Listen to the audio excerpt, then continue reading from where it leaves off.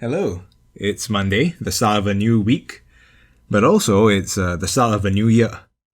For your sake and mine, let's hope 2021 is not as crazy as 2020. Welcome to the Library of Alexander, and here is what I'm thinking about. So recently I read this book called When? The Scientific Secrets of Perfect Timing by Daniel H. Pink. So the book is about, in its summary, what's important is not just what you do, but also when you do it. And the book can be broadly broken up into 3 sections. The first one is about chronobiology, the circadian rhythm, and how to build your life, or at least how to put this, how do you optimize your life for your chronotype. So your chronotype is essentially, broadly, what is the schedule of your body. There are people who operate better while they're early, the morning larks, and there are people who operate better while at night, the night owls. Most of us fall somewhere in between the two. So how do you live your life in a way such that your natural rhythm, your schedule works in tandem with the rhythms of your body? That was pretty interesting. The second part is about timing in the narrative sense, the beginnings, the midpoints, and ends of activities and events, right? That apparently there is a sort of grand tempo, some sort of mysterious hand at work, because for some reason projects and meetings always seem to follow the same script. The beginning is often a certain way, the midpoint is often a certain way, the ending is often a certain way. So that's what the second section is about. The third section is about timing as it pertains to people, achieving a common rhythm and building that sense of synchronization across a group of people. I thought it was a really good book. I usually don't finish my books this fast. I finished this within 3 days. So that's about one section a day. I usually take months, if not years, or I don't even finish books. So that gives you an idea of how enthralled I was by it. If you're interested, I have notes for this that I wrote out in a hurry because I thought, hey, these learnings are so worth preserving that I should write it down somewhere so I can get into my head. And I've added some personal interpretations and notes as well. I'll put this in the description, so if you're interested, you can check them out. If not, you don't have to, of course. Go and read the book yourself. It's probably available in your local library. I picked mine up when I was searching for my next batch of books to read. Anyway, there was one particular section that really stuck to my head, which is the second section, the one about narratives and timings, about beginnings. So let's talk about the context which I'm thinking about this. I'm currently preparing to teach a series of workshops on presenting for engineers. This is part of my school's independent activity period. So that's why I'm doing it. I'm deeply interested in the quality of presentations by engineers because I feel that there's so much more that we can offer to the world if we knew how to express the ideas that we have. So it's a bit of a long-term goal of mine to try to introduce this series of workshops and make it a regular thing where I can bump up the quality of presentations in my university. Anyway, and one of the things I've been thinking about how to deliver that presentation for a long time, and one of the things that quickly came across to me was that you need to be able to forgive yourself for the bad presentations that you had. This idea of forgiveness and renewal and refreshing is something that is actually mentioned in When. Mr. Pink talks about how beginnings seem to grant absolution for all the past flaws of the previous cycle. You notice this happening when people suddenly run to the gym at the start of the new year. They seem to forgive themselves for the mistakes they made in the past, and then they try again. And I think that's a really important skill, important mindset to develop, because too often we blame ourselves for things that are already past and that we can't change. Like when you think about things that are super cringy that happened in the past, it makes you recoil and it makes you not want to try again. And that's a problem, because the fact that you can cringe now is a sign that you are better than you were before, right? Learning is, if you look at competence against like awareness of competence, the reason why you're cringing now is because you've moved from a state of unconscious incompetence. You don't even know that you don't know, to now you're conscious about your incompetence. You know that, yeah, that was a mistake. And that's a good sign, because that's one critical step forward. And now, because of a mistake that you can no longer fix, you're not going to move forward. That seems really, really wasteful, really, really unnecessary. The next step, of course, actually, let's introduce the idea of competence. I'm going to be using it in my workshop anyway, so might as well take the opportunity to practice now. So there are 4 stages of competence that I recently stumbled upon. This was on like some Tumblr post that was floating around on my Instagram feed. But I thought it was a really cool idea. So the 4 stages are unconscious incompetence. That means you don't even know that you don't know. And this is usually where a lot of people are, where they become overconfident in their abilities.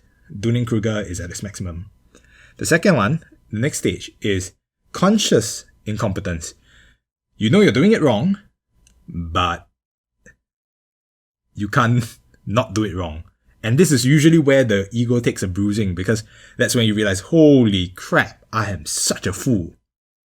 The next stage is conscious competence, which means I know what I'm doing and I have to be aware, and I'm constantly monitoring myself to make sure that I can actually do it. And this is usually a point where people are competent, like people just kind of like accept it, like, okay, this is good enough.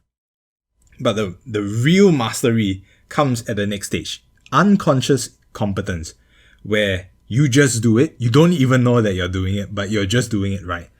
And well, let me just relate this to my experiences as a cheerleader. Maybe you have some sort of parallel to this as well.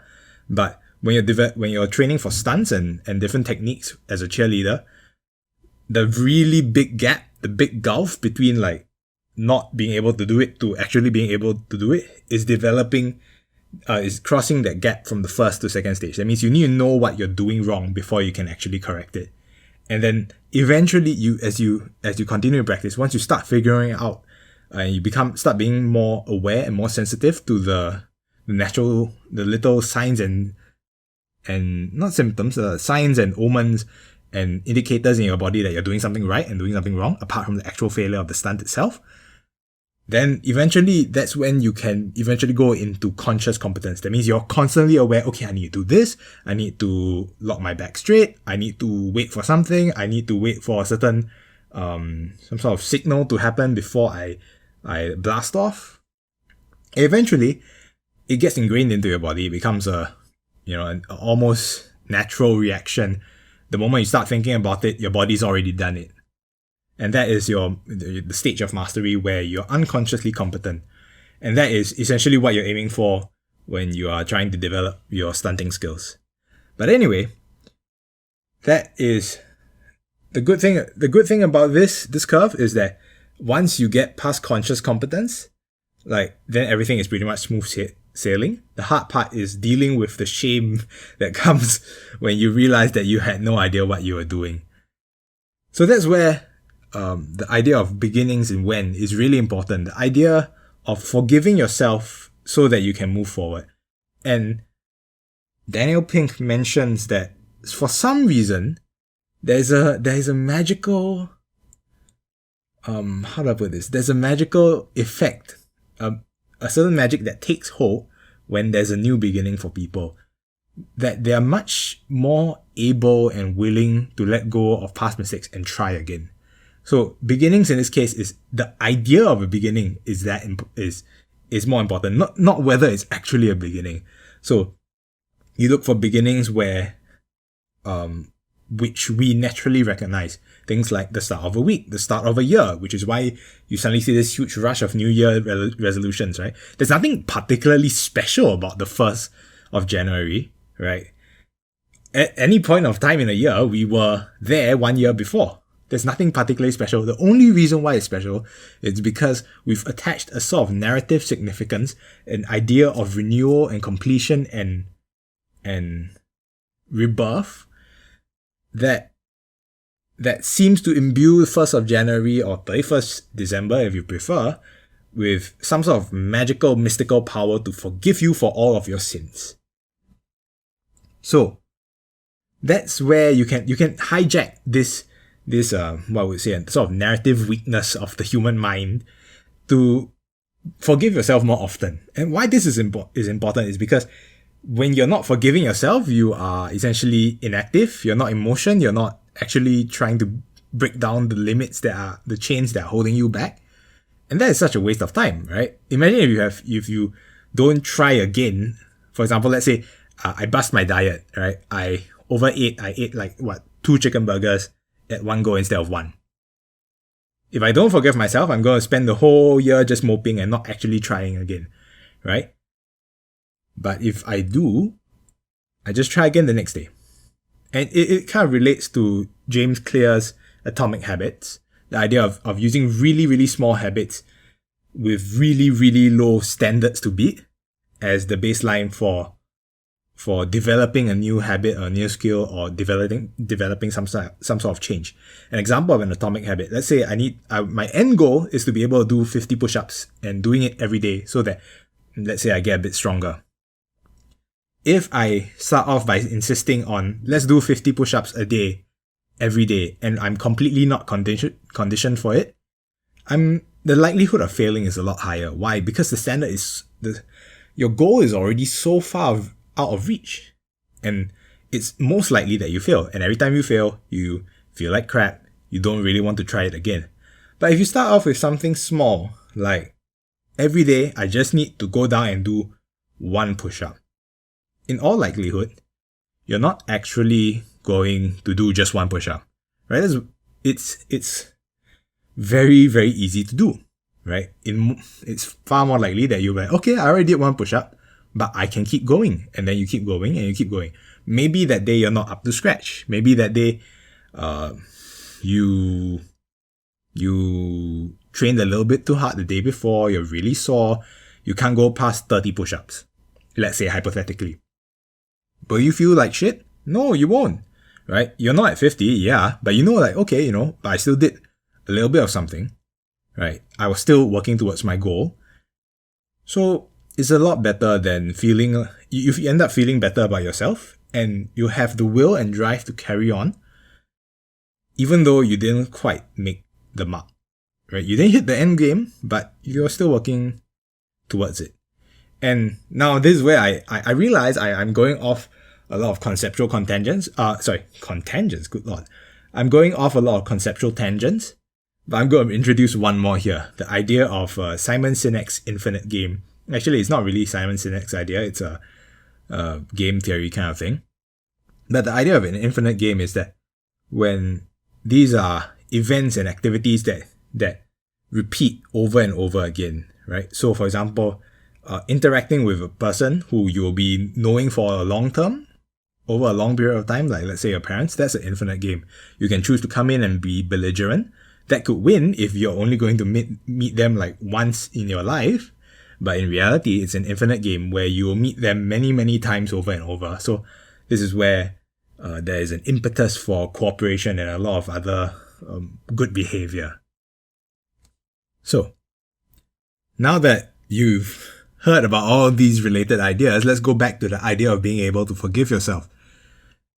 If you need to recognize that whatever endeavors that you pursue are often infinite games disguising themselves as finite games. You think like, oh, I'm only going to try this once. But actually you can try it as many times as you want, as long as you keep coming back to try them. And that's where the power of beginnings and forgiveness is so critical. Usually most people don't have the intense hard-headedness and stubbornness required to eat that ego-bruising failure. that's normal. Most people have an upper limit of how much failure they can take before they need a break. And that's fine, right? What's wrong with taking a break? Usain Bolt sprints for 10 seconds, full stop. And then he takes a break, and he trains again and again, right? It doesn't mean that he's sprinting at world record speed 100% of the time.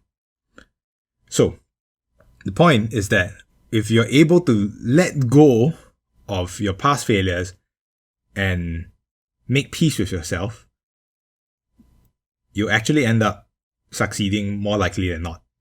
And the reason for that is really simple. It's because you've tried a lot more times. You've developed the competence, right? And this is where beginnings are very useful. So you cheat yourself a little bit by giving yourself extra beginnings. Whenever you can find some sort of, I would say, a sort of narrative latch where you can stick like, oh, this is a new beginning, just do that. So let's say, okay, let's do this as a practical example.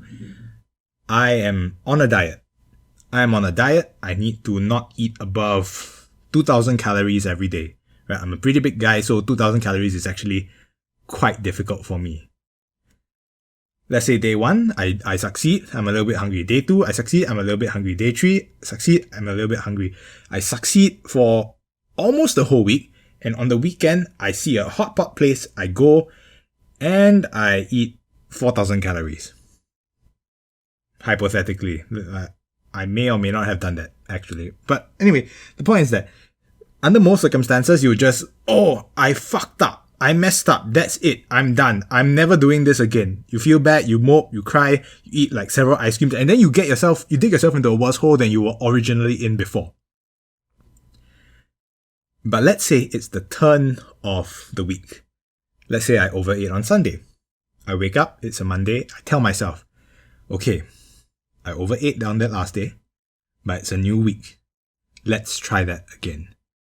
And what I've done here is that I've caught myself from going into that depressing 2 tubs of ice cream a day eating spree, which will make me a lot less healthy because I was able to forgive myself.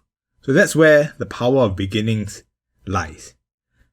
Now, on the other side of the stories rising and falling action, you have the endings. And this is one part that I found really cool, was that the underdog effect is really, really, really strong at the end. Where people who, let's say there are people who are just shy of completing a certain goal, if you let them know in that last final lap that, hey, you're so close, you almost made it, you just need to give a little bit more. More often than not, they will go into some sort of, they'll tap into some sort of reserve of strength, unfound reserve of strength that they themselves don't know they had, and they'll somehow pull through, and they'll even exceed expectations. This is a very common thing that you find in competitive games, because you realize that, hey, if I don't do my Hail Mary now, that's it, I'm going to lose, right? And because you suddenly take a more aggressive approach, the conditions, the rules of the game have changed, and you may find yourself in a more advantageous position. So, this is a common thing that you find at the end. How can you game yourself such that you have more of these? The way to do this is to introduce miniature goals that are just slightly out of reach at your midpoints. It doesn't have to be your midpoints, but you assign wherever you can latch on and slap on an ending, you just slap one there and you go for it. So let's say this is something I do when I'm exercising. Usually I try to do 1,000 calories worth of cardio. Usually at some point I feel like I don't really want to go on.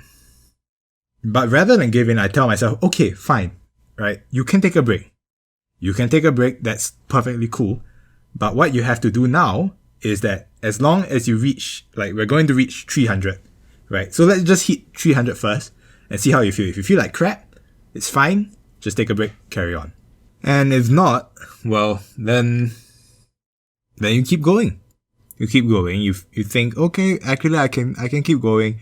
I'll just keep chugging along. And the good thing about that is that even though you may not be operating at 100%, giving you 100% all the time, that's fine because you're still making progress. And in the grand scheme of things, you're still burning calories. So that's what I do in terms of these sort of fake endings, I guess. They're sort of fake endings. They're real in that they have that effect, but they're not really the ending that we're looking for. So yeah, there are different ways that you can trick your brain into, forgiving yourself or giving you that last little bit of energy. Or really not just tricking your brain, but tricking yourself as well. Humans are ultimately creatures of narrative. There's a very strong desire, a very strong drive to make sense, to find deeper meaning to what we see in the world. And often that means that there's a bit of a hero's journey in every story that we tell. There's a reason why there's this book called A Hero with a Thousand Faces by, I think, Joseph Campbell. It talks about how all the myths and stories that we have all seem to follow the same. They all seem to follow the same kind of structure, narrative structure, in that there's always, there's a young hero, he receives a call to adventure, then there's a sort of training montage where he faces different tribulations, he fails, he falls to hell, he finds redemption, and rediscovers himself or herself a new gender. In this case, not very important. More important is the idea of the hero, and then they emerging like a phoenix from the flame, themselves, but also a little bit different, a little bit, mature, stronger, whatever the story's trying to tell you. And then that's when they conquer their challenge or their failure, and then it restarts, and that they plateau from there. You end the story, blah. Anyway, I realized that I have rambled on for quite a bit. So once again, what I've covered today was the idea of beginnings and how it's important to forgive yourself and how you can manufacture that forgiveness so that you find the strength to carry on. 2 is how you can use the compelling power of endings to squeeze out a little bit more willpower, a little bit more strength, a little bit more willingness in yourself to push for that last lap in achieving some sort of goal.